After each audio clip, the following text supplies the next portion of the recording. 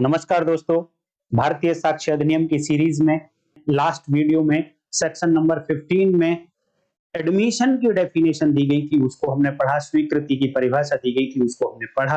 और पढ़ते पढ़ते हमने टाइप भी बताए थे कि कितने तरीके का एडमिशन होता है।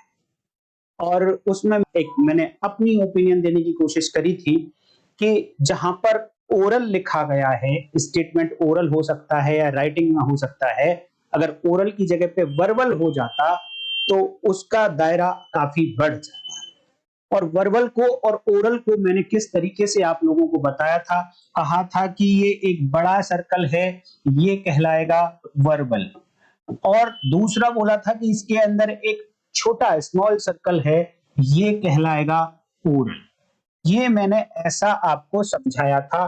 तो इस वीडियो पर मेरे एक डियर व्यूअर हैं, मेरे प्रिय दर्शक, और मुझे बड़ा अच्छा लगता है कि जब वो कमेंट करके मुझे करेक्ट करने की कोशिश करते हैं, तो अच्छा लगता है मुझे और पढ़ने के लिए फोर्स मिलता है, तो मैं पढ़ता हूँ और भी पढ़ता हूँ। वैसे तो मेरी दोस्तों कोशिश ये रहती है कि जो भी मैं यहाँ पर कॉन्सेप्ट आपको बताता हूँ, पूरी मेहनत करने के बाद, पूरा पढ़ने के बाद, पूरा चेक करने के बाद कि जो मैं बोल रहा हूँ वो ठीक है या नहीं है, तभी बोलता हूँ। लेकिन फिर भी क्योंकि लॉ में कभी कोई परफेक्ट नहीं होता, तो हो सकता है मिस्टेक हो जाए, तो मैं फिर से रिव्यू करता हूँ अगर कोई कमेंट आता है तो। लास्ट वीडियो पर ऐसा ही कुछ हुआ कि मेरे एक डियर व्यूअर ने कमेंट किया इस पर्टिकुलर इस पोर्शन के बारे में। मुझे बड़ी खुशी इस बात की है, पहली बात तो कि उन्होंने पूरी वीडियो देखी है, क्योंकि ये कॉन्सेप्ट मैंने थोड़ा लास्ट में बताया है जाकर। इट मींस मैं समझ गया हूं कि उन्होंने पूरी वीडियो देखी है। Special thank you in viewer के लिए, और special thanks for comment also, कि उन्होंने कमेंट करके जो उनको समझ आया अपना अपना वर्जन एटलीस्ट उन्होंने एक्सप्रेस तो किया। उनका जो डाउट है उन्होंने एक्सप्रेस तो किया। कितने सारे व्यूअर्स ऐसे हैं दोस्तों जो अपने कमेंट को, अपने डाउट को एक्सप्रेस ही नहीं करते। मुझे नहीं पता कि उनके मन में ऐसा क्या चलता है कि वो अपने डाउट्स को एक्सप्रेस नहीं करते, बट ये बहुत गलत करते हैं। क्योंकि अगर डाउट उनके मन में रह गया है दोस्तों, तो हमेशा उनको वो परेशान करेगा, हमेशा परेशान करेगा। और कहीं जरूरत पड़ गई उस पॉइंट पर बोलने की, तो क्लैरिटी के साथ, कॉन्फिडेंस के साथ नहीं बोल पाएंगे। जब भी कोई पर्सन अपना डाउट लिखता है, उसके जवाब सामने से आते हैं, तो इतना कॉन्फिडेंस हो जाता है फिर सामने वाले को कि कहीं भी खड़ा होकर बोलेगा तो काफी कॉन्फिडेंस के साथ बोलेगा। तो मैं वो कमेंट आप लोगों को पढ़ के दिखाता हूं। Sir, big circle oral, small circle verbal.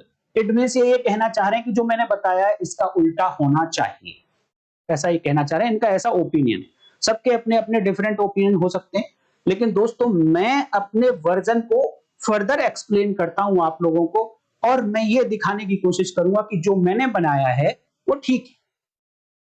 इनका कहना बहुत अच्छा, एटलीस्ट कम से कम इस पॉइंट पर बात तो होगी। हो सकता है कि यही डाउट दूसरे लोगों के भी हो, बट उन्हें थोड़ा संकोच आ रहा होगा लिखने में। तो इनके लिए मैं बहुत बहुत धन्यवाद करता हूं कि कई सारे लोगों का व्यू इन्होंने खुद यहां पर रख दिया, जिसके कारण बहुत सारे लोगों के डाउट क्लियर हो सकते हैं।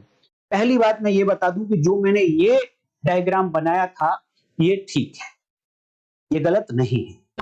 इस वीडियो में जो आज मैं वीडियो बना रहा हूं, स्पेशल इसके लिए नहीं बना रहा हूं दोस्तों। जो पिछली बातें रह गई, पिछली वीडियो में जो बातें रह गई, उसके आगे की बातें बना रहा हूं, बताऊंगा मैं आज। पीछे बताया था मैंने टाइप्स ऑफ एडमिशन, स्वीकृति के प्रकार। आज बताऊंगा मैं स्वीकृति का वर्गीकरण, क्लासिफिकेशन ऑफ एडमिशन। दोनों में अंतर होता है दोस्तों। क्लासिफिकेशन का मतलब होता है कि कोई पर्टिकुलर पैरामीटर्स लेने के बाद कितनी जगह पर एडमिशन को बांटा जा सकता है। इस पैरामीटर के आधार पर कितनी जगह पर बांटा जा सकता है, इस पैरामीटर के आधार पर कितनी जगह पर बांटा जा सकता है, इसी तरीके से वो कहलाता है क्लासिफिकेशन। आज मैं एडमिशन के क्लासिफिकेशन की बात करूंगा। अगर क्लासिफिकेशन कहीं एग्जाम में आएगा तो आप बहुत अच्छे से लिख के आओगे, ये मेरा आज की वीडियो में मैं ये आपको वादा करता हूं दोस्तों। तो वीडियो आपको फिर पूरी देखनी है, और मुझे बड़ा अच्छा लगता है जब पूरी वीडियो आप लोग देखते हो। तो फिर आगे इन्होंने लिखा है please never mind my dear viewer, I never mind. मैं कभी भी माइंड नहीं करता हूं। क्यों? देखिए, जब तक आप कुछ बोलेंगे नहीं उधर से, तो मैं और नहीं पढ़ूंगा, और मैं और नहीं पढ़ूंगा तो मेरी नॉलेज और नहीं बढ़ेगी। इट मींस आपने ये कमेंट करने के बाद आपने मेरी नॉलेज कहीं ना कहीं बढ़ाई है, और मैं बहुत सारे लोगों को और शायद कुछ एक्स्ट्रा बता पाऊंगा। फिर इन्होंने कहा है कि सो फार आई अंडरस्टूड, जो कुछ मुझे समझ आया, आई एम टेलिंग, मैं जो कह रहा हूं, जो मुझे कुछ समझ आया मैं वो कह रहा हूं सर, आप बुरा मत मानिएगा, ऐसा इन्होंने लिखा है। गुड इवनिंग, थैंक यू साहब, very good evening, very good evening. दोस्तों मैंने इसका रिप्लाई इनको कर दिया है, बट अब मैं आपको लेकर चलना चाहूंगा आज की वीडियो में। दोस्तों मैं इसका जवाब दूंगा, इसका जवाब मैं दूंगा। आज की वीडियो होगी तो सेक्शन नंबर 15 पर ही, लेकिन आज की वीडियो में हम बात करेंगे क्लासिफिकेशन की। और क्लासिफिकेशन कितने तरीके का हो सकता है? 4 तरीके का क्लासिफिकेशन हो सकता है। लास्ट वीडियो में मैं क्या बता चुका हूं? डेफिनेशन बता चुका हूं, टाइप्स ऑफ एडमिशन बता चुका हूं, ओरल एडमिशन होता है, डॉक्यूमेंट्री और कंटेंट इन इलेक्ट्रॉनिक फॉर्म, मौखिक पर मौखिक तरीके का, दस्तावेजी या इलेक्ट्रॉनिक, ये पिछली वीडियो में हम बात कर चुके हैं। थोड़ा सा अगर मान लो किसी ने पिछली वीडियो नहीं देखी है, डायरेक्ट उनके सामने यही वीडियो आई है, तो उनको पता हो कि हम पिछली वीडियो में क्या बात कर चुके हैं। एप्लीकेबिलिटी की बात करते हैं तो ये भी मैं बता चुका हूं दोस्तों कि एडमिशन क्या सिविल प्रोसीडिंग्स में ही एप्लीकेबल होता है, क्रिमिनल प्रोसीडिंग्स में एप्लीकेबल नहीं होता? तो ऐसा नहीं है दोस्तों। इंडिया के लॉ में ये एडमिशन स्वीकृति दोनों टाइप की प्रोसीडिंग्स में एप्लीकेबल होता है, सिविल प्रोसीडिंग्स और क्रिमिनल प्रोसीडिंग्स। हिंदी में दीवानी सिविल कार्यवाही या आपराधिक कार्यवाही में, दोनों में ही एप्लीकेबल होता है एडमिशन स्वीकृति। अब बात करते हैं स्वीकृति का एक दूसरे टाइप का वर्गीकरण। एक्चुअल में मुझे दूसरा टाइप नहीं लिखना चाहिए, वर्गीकरण अलग होता है, टाइप अलग होता है, क्लासिफिकेशन इज अलग, काइंड्स अलग। क्लासिफिकेशन को जब हम करते हैं तो दोस्तों पहला क्लासिफिकेशन मैं लेता हूं। देखिए इसी क्लासिफिकेशन में उस कमेंट का जवाब आने वाला है, जब आएगा तभी मैं बताऊंगा, और मुझे पूरी उम्मीद है कि आप वहां तक देखेंगे। पहला क्लासिफिकेशन है ओरल एंड डॉक्यूमेंट्री। किस आधार पर इसको क्लासिफाई किया जा रहा है कि किस मोड से, किस तरीके से ये एडमिशन किया गया, उसके आधार पर क्लासिफिकेशन किया गया है। और उसमें 2 तरीके का क्लासिफिकेशन, 2 तरीके के टाइप्स यहां पर आएंगे, ओरल एंड डॉक्यूमेंट्री, मौखिक या दस्तावेजी। और देखिए जो इलेक्ट्रॉनिक रूप में होता है एडमिशन, जो डिजिटल फॉर्म में होता है, वो कहीं ना कहीं डॉक्यूमेंट में ही आता है। जब डॉक्यूमेंट की डेफिनेशन हमने पढ़ी तो वहां पर लिखा है, डॉक्यूमेंट की डेफिनेशन में, इट मींस इलेक्ट्रॉनिक रिकॉर्ड भी डॉक्यूमेंट की कैटेगरी में ही आता है। लेकिन यहां पर मैं अगेन ओरल लिखा है क्योंकि ओरल लिखा गया था वहां पर, अपनी व्यू मैंने जो दिए थे उसको आगे मैं अभी कंप्लीटली एक्सप्लेन कर दूंगा। और मैं ठीक हूं, फिर से मैं आपको दावा करता हूं और आप भी मानेंगे कि हाँ मैं ठीक हूं। अब क्वेश्चन आता है कि ओरल का क्या मतलब होता है? जो मुंह से बोला गया, जो मैं अभी आपके सामने बोल रहा हूं, अभी राइट नाउ, ये सब मैं जो बोल रहा हूं ये ओरल है। लेकिन जैसे ही मैं आपको यहां पर दिखाता हूं, ये जो मैं दिखा रहा हूं, ये लिखा हुआ, ये सब डॉक्यूमेंट्री है। तो मुंह से बोले गए कथन, मुंह से बोले गए स्टेटमेंट, अगर वो एडमिशन की कैटेगरी में आते हैं तो वो ओरल एडमिशन होंगे। और जो कहीं दस्तावेज कागज पर डॉक्यूमेंट की डेफिनेशन के अकॉर्डिंग अगर वो डॉक्यूमेंट हैं, कहीं लिखित में हैं, तो वो डॉक्यूमेंट्री एडमिशन आएंगे, डॉक्यूमेंट्री एडमिशन कहलाएंगे। और इनकी रिलायबिलिटी की बात करें कि कौन सबसे ज्यादा रिलायबल है, दस्तावेजी या मौखिक एडमिशन, मौखिक स्वीकृति या दस्तावेजी स्वीकृति, किसकी वैल्यू ज्यादा है? तो देखिए डेफिनेशन में बिल्कुल कुछ भी ऐसा डिस्क्रिमिनेशन नहीं किया गया कि मौखिक स्वीकृति की वैल्यू ज्यादा है या दस्तावेजी स्वीकृति की वैल्यू ज्यादा है, दोनों की वैल्यू बराबर है। डिपेंड करेगा matter to matter, specific matter में देखेंगे जज साहब कि कौन सी स्वीकृति ज्यादा रिलायबल है, तो ये मैटर टू मैटर डिफर करेगा। कहीं भी भारतीय साक्ष्य अधिनियम की सेक्शन 15 में जो डेफिनेशन लिखी गई उसमें कोई भी डिफरेंस दोनों में नहीं बताया गया है। जब आप ओरल या डॉक्यूमेंट्री एडमिशन को पढ़ेंगे तो आप याद रखिए सेक्शन 20 एंड सेक्शन 60 भारतीय साक्ष्य अधिनियम। अगर इंडियन एविडेंस एक्ट की बात करें तो section 22 and this is section 65 Indian evidence act, इन दोनों को आप साथ में पढ़ेंगे। तो सेक्शन 20 एंड सेक्शन 22 बीएसए और इंडियन एविडेंस एक्ट जब आप पढ़ेंगे तो वहां पर यह कहा गया है कि account of content of documents. Oral accounts of content of documents are not relevant. कई सेक्शंस में बताया गया relevant relevant relevant, but section 20 में बताया गया what is not relevant, what is irrelevant. तो कहा गया है कि oral account of content of documents, अर्थात ये कहना चाह रहे हैं कि भाई दो टाइप के जो हमने डॉक्यूमेंट्री और ओरल एडमिशंस बताए, तो आप डॉक्यूमेंट्री एडमिशन को डॉक्यूमेंट्री एविडेंस से प्रूव करना, आप उसके लिए ओरल अकाउंट मत लेके आना किसी का, ओरल स्टेटमेंट मत लेके आना उसका। उसके लिए एक्सेप्शन दिया है हाँ, कि हाँ किस सिचुएशन में आप ओरल अकाउंट को ला सकते हो डॉक्यूमेंट के कंटेंट्स को प्रूव करने के लिए। तो वो कहा कि पहले आपको ये प्रूव करना पड़ेगा कि आप इस डॉक्यूमेंट की सेकेंडरी एविडेंस देने के लिए एंटाइटल्ड हैं।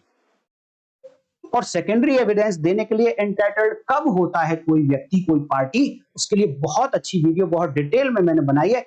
इस वीडियो के लास्ट में एंड स्क्रीन पर आपको मिल जाएगी, उसे आप जरूर देखिए। मेरी आपसे एडवाइस है, मैंने आज तक किसी वीडियो को देखने की एडवाइस नहीं दी, लेकिन मैं आपको इस वीडियो को देखने की एडवाइस जरूर करूंगा। तो जब जब आप ये वाला ओरल एंड डॉक्यूमेंट्री पढ़ेंगे एडमिशन को, दोनों सेक्शन साथ में पढ़ेंगे आप, 20 and 60 BSA, 22 and 65 Indian evidence act. दूसरा क्लासिफिकेशन स्टेटमेंट एंड कंडक्ट। आ रहा हूं मैं अब उस जवाब पर धीरे धीरे। स्टेटमेंट एंड कंडक्ट, कथन और आचरण। कथन का मतलब जिसमें शब्द हैं, चाहे वो शब्द बोले गए और चाहे वो शब्द लिखे गए। मैं बिल्कुल स्ट्रिक्ट मीनिंग बता रहा हूं कथन का, स्ट्रिक्ट मीनिंग। शब्द होने चाहिए तो कथन हो जाए। क्वेश्चन ये आता है कि क्या आचरण को कथन के रूप में स्वीकार किया जा सकता है? जो कंडक्ट है, जो जेस्चर्स होते हैं, जो साइन लैंग्वेज होती है, हाव भाव जो होते हैं, क्या उसको स्टेटमेंट माना जा सकता है, कथन माना जा सकता है? इसके लिए भी हम देखेंगे, लेकिन क्लासिफिकेशन दूसरा ये। तीसरा क्लासिफिकेशन मैं इसको डिटेल में भी समझाऊंगा। तीसरा classification self serving and self harming. काफी इसका यूज होता है। स्वहितकारी हिंदी में बोलेंगे सेल्फ सर्विंग को, और स्व हानिकारक बोलेंगे सेल्फ हार्मिंग को। ये दो तरीके। एक क्लासिफिकेशन ये भी होता है, वो क्या क्या यहां पर पैरामीटर लिया गया है कि ये अफेक्ट किसको करता है, एडमिशन अफेक्ट किसको कर रहा है, किसको फेवर कर रहा है, किसको नुकसान पहुंचा रहा है, उसके आधार पर क्लासिफिकेशन किया गया। तो दो टाइप का, self harming and self serving. इसको मैं यही एक्सप्लेन कर देता हूं दोस्तों, self serving and self harming. देखिए एक दो व्यक्ति हैं, एक ए है एक बी है। ए ने क्या किया, ए ने बी से 1 लाख रुपए लोन लिया है दोस्तों। 1 लाख रुपए लोन लिया है इंटरेस्ट पर। किसने लिया है? ए ने लिया है। किसने दिया है? बी ने दिया है।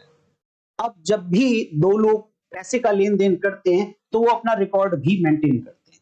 जनरली जहां पर पैसे के लेन देन का रिकॉर्ड मेंटेन होता है उसको कहा जाता है books of account. Books of account दोनों के पास है, दोनों अपने अपने बुक्स ऑफ अकाउंट्स बनाते हैं दोस्तों। ए ने भी अपना बुक्स ऑफ अकाउंट बनाया हुआ है, बी ने भी अपना बुक्स ऑफ अकाउंट्स बनाया हुआ है, जैसे हम बही खाता भी कह देते हैं। सपोज दो व्यवसायी हैं आप मान लीजिए, तो ए ने, दो सिचुएशन यहां पर हो सकती है। ए ने अपनी बुक्स ऑफ अकाउंट्स में एंट्री डाली कि पर्टिकुलर डेट पर, आज मान लो 2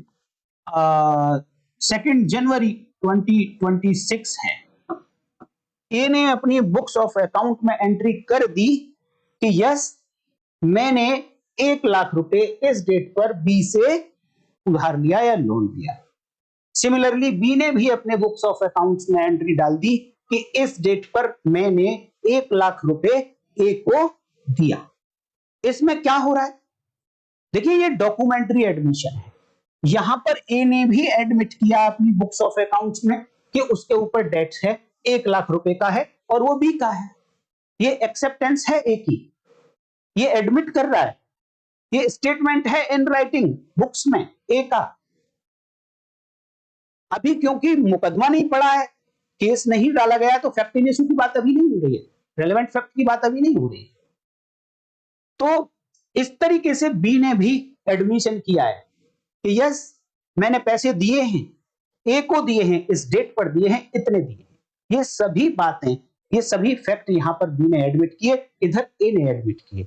एक सिचुएशन तो ये होगी, और दूसरी सिचुएशन ये हो जाती है दोस्तों कि ए बी ने तो अपनी बुक्स ऑफ अकाउंट्स में एंट्री कर दी, बी ने तो एंट्री कर दी, लेकिन ए के बुक्स ऑफ अकाउंट में एंट्री नहीं है।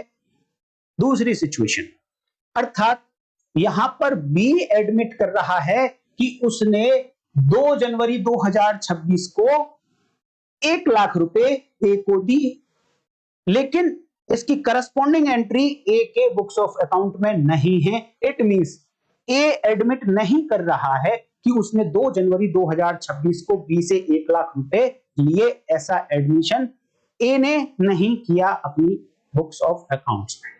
दो सिचुएशन। अब यहां पर केस आता है, बी ने केस किया ए के ऊपर कि भैया आप मेरे 1 लाख रुपए वापस नहीं कर रहे हो, मैंने कोर्ट में आपके ऊपर रिकवरी सूट डाल दिया। अब रिकवरी सूट में बी लेकर आता है अपनी बुक्स ऑफ अकाउंट्स। बी जब अपनी बुक्स ऑफ अकाउंट्स लेकर आता है और उसमें दिखाता है कि देखो 4 साल पहले मैंने अपनी बुक्स ऑफ अकाउंट में 2 जनवरी 2026 को एंट्री डाली थी कि ए मेरे से 1 लाख रुपए लेकर गया है। और अगर पहली वाली सिचुएशन होती कि बी ने तो बुक्स ऑफ अकाउंट में एंट्री की हुई है, ए ने भी बुक्स ऑफ अकाउंट में अपने बुक्स ऑफ अकाउंट में एंट्री की हुई है, तो ये अगर ए दिखा देता है कोर्ट में कि यस मेरे बुक्स ऑफ अकाउंट में एंट्री है, इट मींस ए ने क्या एडमिट कर लिया कि मैंने बी से 1 लाख रुपए लिए थे। अर्थात ये ए का एडमिशन ए के अगेंस्ट अब पढ़ा जाएगा कि अब आपने लिए तो थे, अब देने भी। लेकिन दूसरी सिचुएशन में देखिए, यहां पर अब ये जो बी का स्टेटमेंट है ये एडमिशन है, लेकिन ये सेल्फ सर्विंग है, सेल्फ सर्विंग है। ये केवल अपने को फेवर करने के लिए एंट्री है। हो सकता है कि ये बी ने एक 4 साल पहले झूठी एंट्री डाल दी हो, पॉसिबिलिटी पूरी है इस बात की कि 4 साल बाद मैं लायबिलिटी दिखाऊंगा कि एक ने मेरे से 1 लाख रुपए लिए थे और मैं केस कर दूंगा। तो ये वाली बात बुक्स ऑफ अकाउंट में जो ये एंट्री पड़ी है ये सेल्फ सर्विंग, स्वहितकारी स्वीकृति है। और जो ए ने पहली सिचुएशन में एंट्री डाली हुई थी वो स्व हानिकारक स्वीकृति थी, क्योंकि वो स्वीकृति उसके रिकॉर्ड में होना वो उसके अगेंस्ट थी। ए के अगेंस्ट अगर एडमिशन, ए का एडमिशन है और ए के ही अगेंस्ट है तो वो सेल्फ हार्मिंग, और बी का एडमिशन है और बी के फेवर में है सेल्फ सर्विंग। तो जनरली लॉ ये कहता है, जनरली नॉट मतलब नॉट यूनिवर्सली, जनरली लॉ ये कहता है कि जो सेल्फ सर्विंग एडमिशंस होते हैं they are not true. May be true, सत्य हो सकते हैं, बट इनको प्रूव करने की परमिशन नहीं दी जा सकती। तो दूसरी सिचुएशन में यहां जो बी अपनी बुक्स ऑफ अकाउंट दिखा रहा है कि ए 1 लाख रुपए 2 जनवरी 2026 को लेकर गया था, तो कोर्ट इसको प्रूव करने की परमिशन नहीं देगी। दूसरी तरफ ए ने यह कहा था कि यस मेरे बुक्स ऑफ अकाउंट में 1 लाख रुपए हैं, 2 जनवरी 2026 को बी से पैसे लेकर आया था, तो कोर्ट इसके अगेंस्ट जो इसका एडमिशन है इसकी बुक्स ऑफ अकाउंट के बारे में एविडेंस देने के लिए परमिट कर देगी, क्योंकि ये सेल्फ हार्मिंग है। तो सेल्फ हार्मिंग को प्रूव किया जा सकता है, सेल्फ सर्विंग को प्रूव नहीं किया जा सकता। तो self serving and self harming आप डिफरेंस दोनों का समझ गए होंगे। अब ये हुआ तीसरा क्लासिफिकेशन। अब देखिए फोर्थ क्लासिफिकेशन। फोर्थ क्लासिफिकेशन बात करता है कि हमने जो एडमिशन किया वो कहां पर किया है, चाहे वो बोलकर किया, चाहे वो लिखकर किया, चाहे वो सेल्फ सर्विंग था, चाहे वो सेल्फ हार्मिंग था, कहां पर किया। कब किया, इस टाइम के आधार पर क्लासिफिकेशन करते हैं तो आता है फॉर्मल एडमिशन, या फिर उसको जुडिशियल एडमिशन भी कह सकते हैं, हिंदी में औपचारिक स्वीकृति बोलेंगे, एक टाइप का। और दूसरा टाइप होगा यहीं पर नॉन फॉर्मल, या इसको एविडेंसरी बोलेंगे, या इसको हिंदी में अनौपचारिक बोलेंगे, या इंग्लिश में इनफॉर्मल या कैजुअल बोलेंगे। और वहीं फॉर्मल को एक्सप्रेस एडमिशन भी बोल सकते हैं। यहीं पर मैं ये वाला एक्सप्लेन कर देता हूं, एक ही पॉइंट रह जाएगा स्टेटमेंट एंड कंडक्ट वाला, उसको इसके बाद लेकर आता हूं दोस्तों। Admissions expressly made in the proceedings prior to और at the time of trial are called formal और एक्सप्रेस एडमिशंस। क्या कहना चाह रहे हैं कि प्रोसीडिंग्स में एडमिशन किया हो किसी पार्टी ने, स्वीकृति किसी प्रोसीडिंग के दौरान दी हो, और ये प्रोसीडिंग कहते हैं या तो ट्रायल के टाइम पे या ट्रायल से पहले। अब ट्रायल से पहले क्या होता है, ट्रायल के टाइम पे तो एविडेंस हो जाती है सीधे सीधे, लेकिन ट्रायल से पहले क्या होता है, ट्रायल से पहले प्लीडिंग्स होती है, प्लेंट होती है प्लेंटिफ की, रिटन स्टेटमेंट होते हैं डिफेंडेंट के, और काउंटर होता है फिर प्लेंटिफ का। तो ये जो प्लेंट हुआ, रिटन स्टेटमेंट हुए, काउंटर हुआ, ये सब जो रिटन है एक्सप्रेस एडमिशंस कहलाएंगे, जुडिशियल एडमिशंस कहलाएंगे, फॉर्मल एडमिशंस कहलाएंगे, औपचारिक एडमिशंस कहलाएंगे। लेकिन मान लो कभी किसी को ए ने लेटर लिखकर कहा था कि भाई मैंने बी से 1 लाख रुपए लिए हुए हैं और वो मुझे बहुत परेशान कर रहा है, मैं उससे टाइम मांग रहा हूं देने के लिए, लेकिन आप उसको थोड़ा समझाओ क्योंकि आप उसके दोस्त हैं। ऐसा लेटर लिखा या व्हाट्सएप पे मैसेज दिया या मेल किया, तो ये एडमिशन है, रिटन एडमिशन है, ये इलेक्ट्रॉनिक फॉर्म में एडमिशन है, लेकिन अनौपचारिक है, कैजुअल है, इनफॉर्मल है। तो दूसरे टाइप का ये आपको समझ आ गया होगा कि लास्ट क्लासिफिकेशन है फॉर्मल और नॉन फॉर्मल या इनफॉर्मल, औपचारिक या अनौपचारिक। अब मैं लेकर चलता हूं आपको स्टेटमेंट एंड कंडक्ट, जहां पर बात आएगी verbal, non verbal, sign language, oral, etcetera etcetera etcetera. अब आते हैं हम अपने क्वेश्चन की तरफ। ये था दूसरे टाइप का एडमिशन, स्टेटमेंट एंड कंडक्ट। और यहां पर 2 क्वेश्चन मैं आप लोगों के सामने रख रहा हूं। पहला क्वेश्चन है वेदर कंडक्ट इज स्टेटमेंट, क्या जो आचरण है वो कथन हो सकता है, या फिर इसका उल्टा वेदर स्टेटमेंट इज कंडक्ट, या कथन जो है वो आचरण हो सकता है क्या। इन दोनों क्वेश्चंस का जवाब ले लेते हैं दोस्तों। देखिए, कंडक्ट इज अ स्टेटमेंट, ये बात बिल्कुल ठीक है। इस पर बहुत सारे सवाल फिर से उठ सकते हैं दोस्तों, लेकिन मैं ये कह रहा हूं, मैंने पूरा पढ़ने के बाद आप लोगों को बता रहा हूं, आप आंसर में लिख सकते हैं कि कंडक्ट इज स्टेटमेंट, आचरण जो होगा वो स्टेटमेंट की कैटेगरी में आ जाएगा इस सेक्शन में। क्यों? क्योंकि एडमिशन होने के लिए, स्वीकृति होने के लिए पहले क्या चाहिए, एक स्टेटमेंट होना चाहिए। अगर कोई बात स्टेटमेंट है ही नहीं, anything is not statement, then it can not be admission. तो कथन नहीं है तो स्वीकृति नहीं हो सकती। तो पहले कथन होगा तब जाकर स्वीकृति होगी, और उन्होंने कहा है कि कंडक्ट एक स्टेटमेंट है, इट मींस कंडक्ट एक स्वीकृति हो सकती है, कंडक्ट एक स्वीकृति हो सकती है, आचरण के द्वारा भी स्वीकृति दी जा सकती है, not always, may be, possible है। तो देखिए, इसके लिए मैं आपको सपोर्ट दे रहा हूं दोस्तों।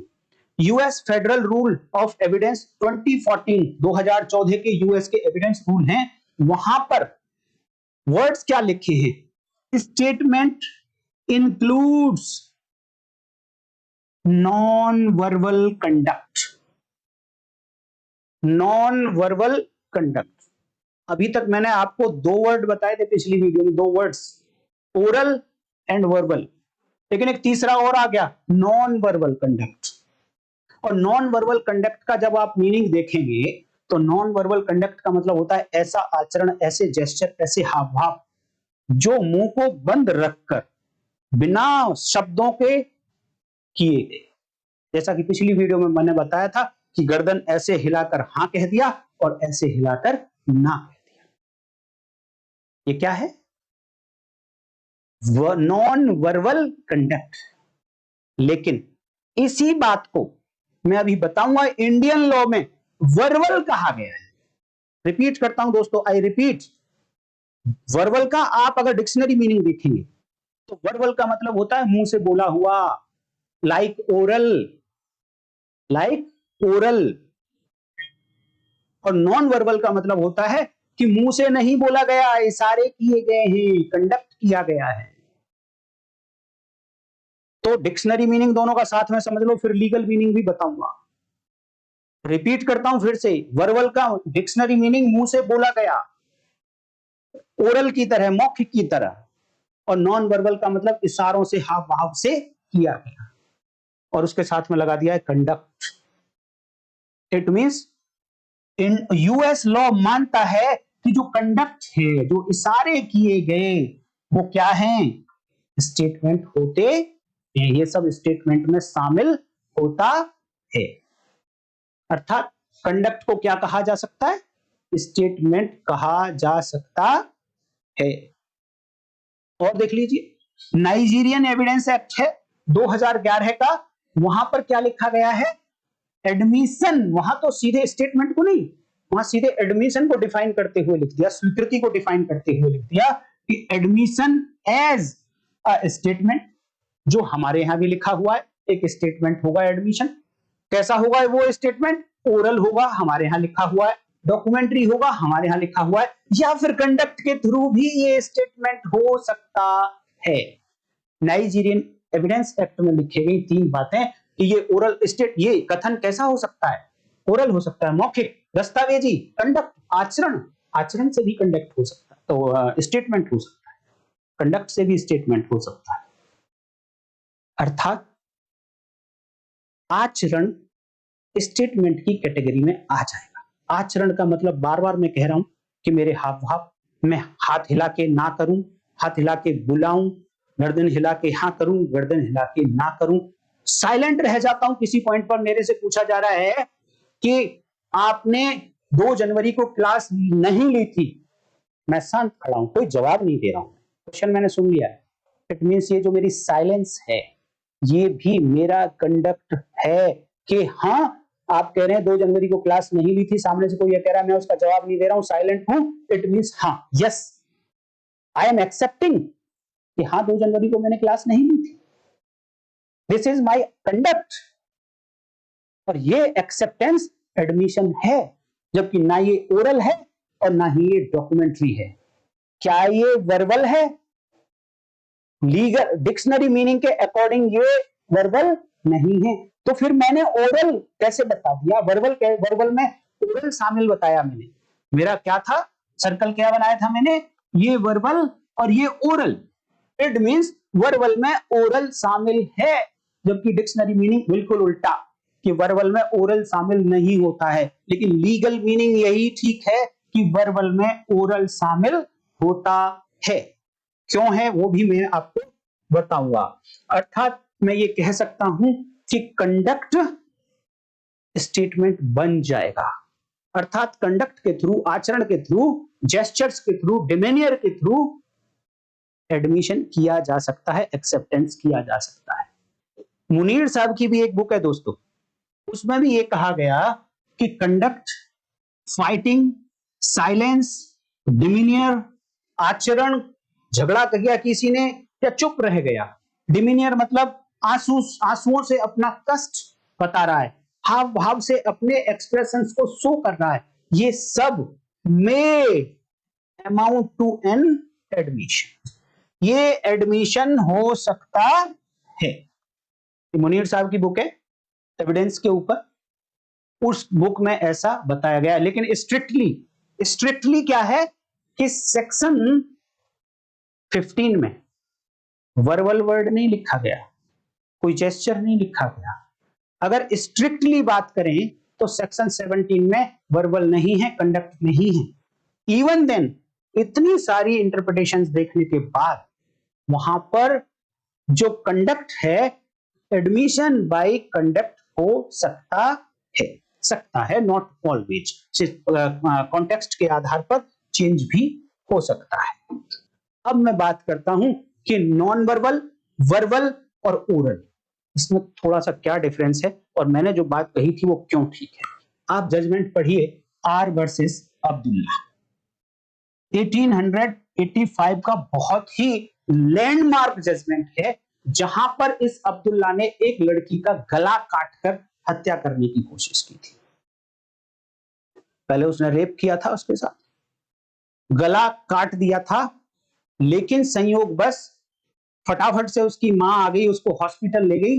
हॉस्पिटल में जब ये लोग गए, दुलारी नाम था यहां पर लेडी का, जो विक्टिम है यहां पर, दुलारी का गला काट दिया अब्दुल्ला ने, लेकिन वो अभी बची हुई थी। हॉस्पिटल लेके गई इसकी मां, तो हॉस्पिटल में पुलिस ऑफिसर भी है, डॉक्टर भी है, उसकी मां भी है। अब उससे पूछा जा रहा है कि ये किसने किया है, वो नहीं बोल पा रही है। इवन डॉक्टर ने भी उसको एडवाइस किया है कि आपके गले में इतनी चोट है कि आपको बोलना नहीं है, नुकसान हो जाएगा। तो बोल तो सकती नहीं थी वो लड़की, लेकिन उसको कहा गया कि ठीक है आप मत बोलिए, हम कुछ लोगों के नाम आपके सामने रखेंगे, अगर जिसका नाम हम बोल रहे हैं उसने ये आपके साथ चोट नहीं पहुंचाई है तो आप मना कर दीजिए हाथ हिलाकर, और अगर हाँ चोट पहुंचाई है तो आप हाथ हिलाकर हाँ कह सकते हैं। जिस व्यक्ति के नाम पर आप हाँ कहेंगे उसे हम एक्यूज मान लेंगे। देन एक एक करके उसके सामने नाम रखे गए, सबको हाथ हिलाकर मना करती गई, लास्ट में अब्दुल्ला का नाम रखा गया। देन उसने कहा हाँ, हाथ के इशारे से कहा हाँ। तो अब ये क्वेश्चन आया कि क्या ये स्टेटमेंट जो इस तरीके से रिकॉर्ड किया गया, क्या ये ओरल स्टेटमेंट था? नहीं था। क्या ये डॉक्यूमेंट्री था? नहीं था। फिर क्या था?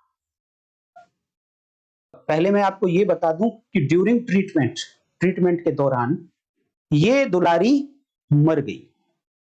अब जब मर गई तो मरने से जस्ट पहले का ये स्टेटमेंट था और अपने डेथ के कारण के बारे में बताया था, अर्थात ये डाइन डिक्लेरेशन हो गया। क्वेश्चन यही था कि क्या इसको डाइन डिक्लेरेशन माना जाए? आर वर्सेस अब्दुल्ला के केस में 1885 का, यस, उसमें यही डिसाइड हुआ कि ये आर वर्सेस अब्दुल्ला में जो ये लेडी ने इशारे किए, अब्दुल्ला के नाम पर हाँ बोला और बाकी के लोगों के नाम पर ना बोला, ये डाइन डिक्लेरेशन माना जाएगा। क्यों माना जाएगा? मैं आपको दिखाता हूं डाइन डिक्लेरेशन कहां लिखा हुआ है। पहले लिखा हुआ था सेक्शन 32 उसकी क्लॉज 1, लेकिन अब हो गई है यही सेक्शन 26 और उसकी क्लॉज 1।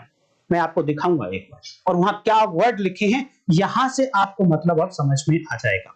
देखिए ये है सेक्शन नंबर 26, जहां पर डाइन डिक्लेरेशन की बात की गई। अभी ये क्लॉज ए हो गई है, 1 की बजाय 26 में ए हो गई। देखिए यहां पर लिखा क्या है कि डाइन डिक्लेरेशन क्या हो सकता है, कौन से स्टेटमेंट की यहां पर बात हो रही है। कहते हैं स्टेटमेंट्स रिटन और वर्बल।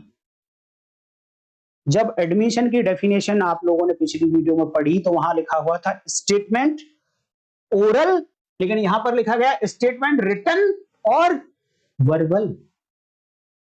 तो इस आर वर्सेस अब्दुल्ला वाले केस में प्रीवी काउंसिल ने यह डिसाइड किया कि इस वर्बल में ओरल भी शामिल है एंड जो जेस्चर हैं, जो साइंस इशारे से जो बताया गया, बोला गया, वो भी यहां पर शामिल है। तो वर्बल बड़ा हुआ या ओरल बड़ा हुआ? क्या बोला प्रीवी काउंसिल ने? जजमेंट को आप पढ़ लेना, मैंने वीडियो बनाई हुई है इस पॉइंट पर भी, आप डालेंगे आर वर्सेस अब्दुल्ला और साथ में लीगल नेम लिख देंगे, वो वीडियो भी आ जाएगी, बहुत डिटेल में मैंने बताया है आपको। और यह बताया गया कि वर्बल इक्वल टू, अगर मैं मैथ की लैंग्वेज में बात करूं तो verbal equal to oral as well as sign, यानी अकेला ओरल है, मौखिक रूप से बोला गया वो भी वर्बल, और अगर साइन करके बोला गया, इशारों से बोला गया, वो भी वर्बल। अर्थात वर्बल में दोनों बातें शामिल हैं, लेकिन ये दोनों बातें अलग अलग हैं। ओरल और साइन दोनों बिल्कुल अलग अलग हैं, लेकिन वर्बल में दोनों शामिल हैं। तो आप इस तरीके से कह सकते हो, ये है वर्बल और ये ओरल और ये साइन। जेस्चर, डिमीनियर, हाव भाव। अर्थात मेरे डियर व्यूअर, आप बुरा मत मानिएगा, मैंने बस उसको एक्सप्लेन करने की कोशिश की और आपका डाउट क्लियर करने की कोशिश की है कि आपका ये कहना था कि ये है ओरल और इसके अंदर है वर्बल। नो, ऐसा नहीं है दोस्तों। आर वर्सेस अब्दुल्ला पढ़ लेना और वहां पर वर्बल का अगर आप डिक्शनरी मीनिंग देखेंगे तो पक्का मुंह से बोलने वाली बातें हैं, लेकिन वर्बल का लीगल मीनिंग देखेंगे आप तो आर वर्सेस अब्दुल्ला में कहा गया कि जो इशारे किए गए, जेस्चर से बताया गया, वो वर्बल में शामिल है। इसीलिए उन्होंने यहां पर स्पेशली वर्बल लिखा है। तो मैं उम्मीद करता हूं कि अभी आपको वर्बल और ओरल और जेस्चर वाली लैंग्वेज में डिफरेंस समझ आ गया होगा। फिर भी अगर कोई डाउट है तो आप मुझे जरूर बताइए, मैं फिर क्लियर करने की कोशिश करूंगा दोस्तों। लेकिन अब पता है प्रॉब्लम कहां आएगी आपको, जब आप और पढ़ोगे। देखिए, प्रॉब्लम उसी को आती है जो ज्यादा पढ़ता है, जो कम पढ़ता है उसको तो कभी प्रॉब्लम ही नहीं आती, और डाउट भी वही रखता है, क्वेश्चन भी वही रखता है जो ज्यादा पढ़ता है। कम पढ़ने वाला तो क्वेश्चन पूछता ही नहीं। तो अब आपको प्रॉब्लम की तरफ मैं लेकर चल रहा हूं। प्रॉब्लम आ सकती है आपको जब सेक्शन 6 पढ़ेंगे, भारतीय साक्ष्य अधिनियम, जो मैंने ऑलरेडी पढ़ा दिया, आप पढ़ के देख लेना। उस सेक्शन को बहुत अच्छी वीडियो मैंने बनाई है कंडक्ट के ऊपर। तो क्वेश्चन है वेदर स्टेटमेंट इज कंडक्ट। उल्टा तो हमने देख लिया कि conduct is statement. Yes, conduct is statement. जब आप सेक्शन 6 पढ़ेंगे भारतीय साक्ष्य अधिनियम corresponding to 8 Indian evidence Act, तो वहां पर एक्सप्लेनेशन दिया गया और उस एक्सप्लेनेशन में लिखा गया है कि मेयर स्टेटमेंट केवल और केवल कथन कर देना कंडक्ट नहीं होगा, कंडक्ट नहीं होगा। अर्थात इस एक्सप्लेनेशन को अगर आप मानोगे तो स्टेटमेंट कंडक्ट की कैटेगरी में नहीं आता, लेकिन ये एक्सप्लेनेशन उस पर कभी रोक नहीं लगाता कि कंडक्ट स्टेटमेंट नहीं हो सकता, उस पर रोक नहीं लगाता है। कंफ्यूज मत हो जाना, दोनों बातें अलग अलग हैं। Statement is conduct and conduct is statement, दोनों अलग अलग बातें। थोड़ा ध्यान से माइंड अप्लाई करोगे तो समझ में आ जाएगी बात। हाँ, और क्या कहता है वो एक्सप्लेनेशन कि ये स्टेटमेंट कंडक्ट हो सकता है कब, जब ये स्टेटमेंट अकंपनी करता हो किसी एक्ट के साथ में ये स्टेटमेंट किया गया हो और ये स्टेटमेंट इस एक्ट को एक्सप्लेन करता हो। इट मींस अकंपनी, दो वर्ड वहां पर यूज हुए, अकंपनी प्लस एक्सप्लेन। किसको? इन एक्ट को जो इन स्टेटमेंट के साथ में किए गए। इट मींस स्टेटमेंट में कुछ और प्लस होगा देन वो कंडक्ट बन सकता है, लेकिन ओनली फॉर सेक्शन 6 भारतीय साक्ष्य अधिनियम, not other than this section. मैं आपको दिखा देता हूं, देख लीजिए। ये है एक्सप्लेनेशन नंबर 1, ये सेक्शन 6 का है दोस्तों, और इसमें लिखा है the word conduct in this section. In this section important है भैया, कि ये जो कंडक्ट की बात कर रहा है ना, ये जो एक्सप्लेनेशन है ना, ये केवल और केवल इस सेक्शन तक लिमिटेड है, इसके बाहर नहीं है। The conduct in this section does not include statement. और कहता है इस सेक्शन में जो कंडक्ट मैं बता रहा हूं सेक्शन 6 में, उसमें केवल और केवल स्टेटमेंट इंक्लूड नहीं होगा। तो कहां तक सीमित है ये एक्सप्लेनेशन? केवल और केवल इस सेक्शन तक, उसके बाहर नहीं है। इट मींस उसके बाहर स्टेटमेंट भी कंडक्ट हो सकता है। कंडक्ट तो स्टेटमेंट होता ही है। आगे बढ़ लीजिए। अनलेस, कब तक नहीं होगा? इट मींस हो सकता है, अनलेस लिखा है, इट मींस ये जो जनरल बात कही इसका एक्सेप्शन है। Unless those statements अकंपनी and explain acts other than statements. और उसके आगे पढ़ लीजिए, वहां पर लिखा है but this explanation is not to affect the relevancy of statements under any other section of this अधिनियम। बड़ा ब्लैक एंड व्हाइट वर्ड में लिख दिया भैया इन्होंने तो, कि यहां पर जो एक्सप्लेनेशन लिखा गया है ये सेक्शन 15 में जो स्टेटमेंट एज एन एडमिशन बताया जा रहा है, या सेक्शन 19 में 20 में एडमिशन को रेलेवेंट बताया जा रहा है, उस स्टेटमेंट की रेलेवेंसी एज एन कंडक्ट अगर एडमिशन हो रहा है तो उस रेलेवेंसी को ये अफेक्ट नहीं करेगा। इट मींस ये जो एक्सप्लेनेशन है ये केवल और केवल सेक्शन नंबर 6 के लिए है, बाकी दूसरी सेक्शंस पर ये कोई इफेक्ट नहीं करेगा। तो उम्मीद है कि ये बात आपको अब समझ आ गई होगी। दोस्तों अगर वीडियो आपको अच्छी लगी तो आप इसको लाइक कर दीजिए, हाइप करिए, कमेंट करके जरूर बताइए। अगर कोई डाउट रह गया तब भी आप कमेंट करिए। अगर आप नए हैं चैनल पर तो चैनल को सब्सक्राइब कर लीजिए, और नए नहीं भी हैं, चैनल को देखते तो रोज हैं लेकिन सब्सक्राइब अभी तक नहीं किया है, तब भी सब्सक्राइब कर लीजिए, नोटिफिकेशन हिट करके रखिएगा। तो दोस्तों आज की वीडियो में इतना ही, नेक्स्ट वीडियो में फिर मिलेंगे, तब तक आप देखते रहिए लीगल लैंप। नमस्कार, जय हिंद।